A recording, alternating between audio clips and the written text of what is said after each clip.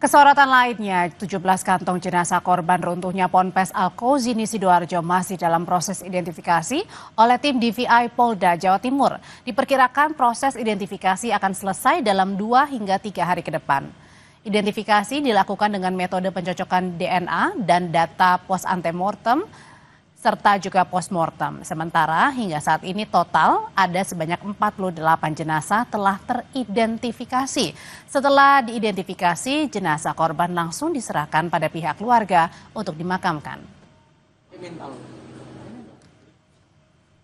Berhasil melaksanakan identifikasi terhadap 8 kantong jenazah yang terdiri dari 8 jenazah dan 8 kantong jenazah cocok atau match dengan 8 nomor antemortem. Mengidentifikasi total 48 korban dari 67 kantong jenazah yang diterima. Saat ini proses operasi DVI masih berjalan dengan melakukan pendalaman antemortem dan postmortem.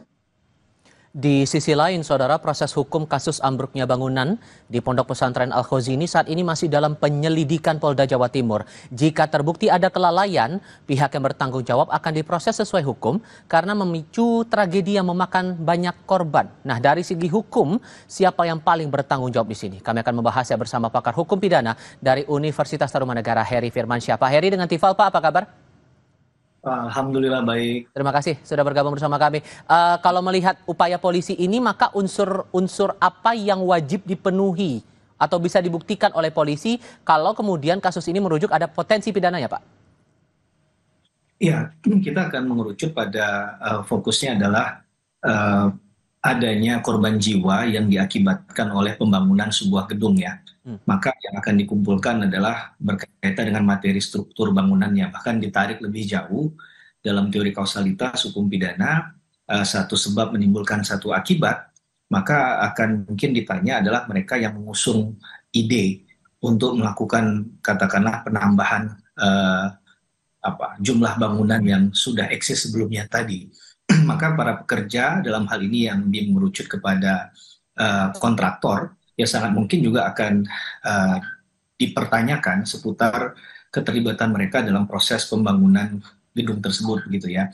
Ahli-ahli lain yang mengetahui betul detail terkait dengan struktur bangunan yang seperti apa, yang kemudian itu punya perlindungan dan juga rasa aman, yang bisa memberikan rasa aman bagi orang yang berada di bawah ataupun di sekitarnya, itu juga saya rasa perlu untuk dimintai keterangan sebagai bahan pertimbangan hukum bagi penyidik untuk meneruskan atau menaikkan perkara ini ke tahap yang lebih serius, yaitu tahap penyidikan. Nah, ini saya rasa menjadi materi yang penting ya dalam proses penyidikan nantinya.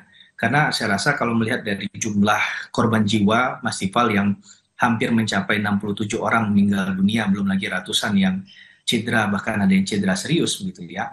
Ini tidak bisa diselesaikan dengan katakanlah shortcutnya mengatakan ini sebuah tragedi kemanusiaan dan ini adalah takdir begitu.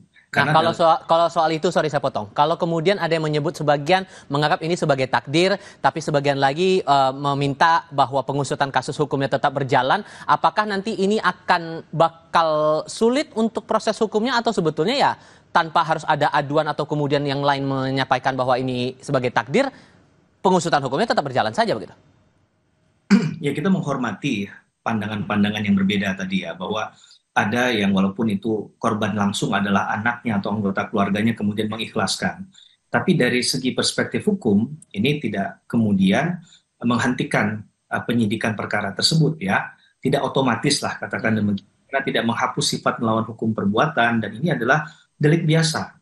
Nah, dalam KUHP misalnya ada ketentuan pasal 359. Kemudian dalam Undang-Undang Bangunan Gedung ada pasal 46, 47 di Undang-Undang 28 tahun 2002 tadi yang berkaitan dengan materi kasus ini.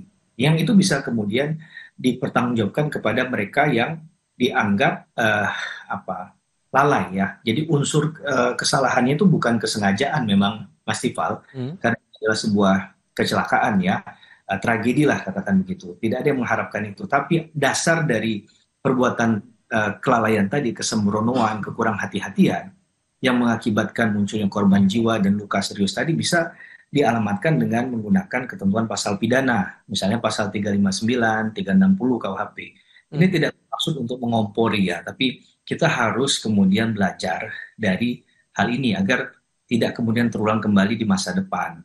Kalau konteksnya kasus ini, siapa kira-kira yang patut dimintai keterangan atau yang rasanya patut bertanggung jawab, Pak? Tentu yang dekat dengan pusaran kasus ini ya, dalam kita katakan sebagai epicentrum kasus ini kan orang yang memiliki ide untuk melakukan pemugaran ataupun pembangunan gedung tadi, itu idenya dari siapa? Kemudian materinya yang dilakukan dalam hal ini misalnya pertemuannya, pembahasannya apa? Tentu ada orang yang mengerjakannya. Ya, bukan orang yang kita maksudkan dalam tanda petik adalah para pekerja lapangan harian tadi, tapi kan ada yang mengkonsep itu kan. Nah, mereka ini yang kemudian dapat dipertanyakan lebih jauh terkait dengan informasi-informasi itu. Kita katakan itu sebagai kontraktor tadi. Nah, maka yang perlu menurut saya dua elemen tadi yang tidak boleh hilang dulu. Terlepas dari kemudian ada penelusuran lain, investigasi lain, dari segi scientific crime investigation yang dilakukan oleh pihak penyidik untuk secara profesional dan transparan mengungkap kasus ini, agar tadi tujuannya tidak ada lagi kejadian-kejadian semacam ini. Karena kasus ini Anda sebut sebagai delik biasa, sehingga sebetulnya tidak perlu ada aduan dulu untuk mengusut kasus ini, atau sebetulnya harus ada aduan untuk menguatkan proses yang berjalan penyelidikannya di polisi, Pak? Ya, saya pertegas tidak perlu ada, Mas Tifal, karena memang ini adalah masuk dalam delik biasa, apalagi nyawa seseorang ya. Kita sepakat dalam konteks pidana itu ini bukan masuk dalam delik aduan yang dimana korbannya harus memberikan informasi aduan terhadap perkara ini. Jadi siapapun bisa, tapi karena ini sudah nyata-nyata akibat materialnya adalah hilangnya nyawa orang, itu sudah terpenuhi, maka tanpa ya sekali lagi, tanpa laporan ataupun informasi dari siapapun, tapi penyidik polisi tahu karena ini peristiwa yang sudah mungkin satu Indonesia Raya, satu Nusantara mengetahuinya, maka itu sudah cukup untuk kemudian dilakukan proses hukum terhadap hal itu. Apakah di ujungnya ditemukan pidana atau tidak, mari kita kembalikan kepada kewenangan dari penyidik dan hasil dari penyidikan nantinya.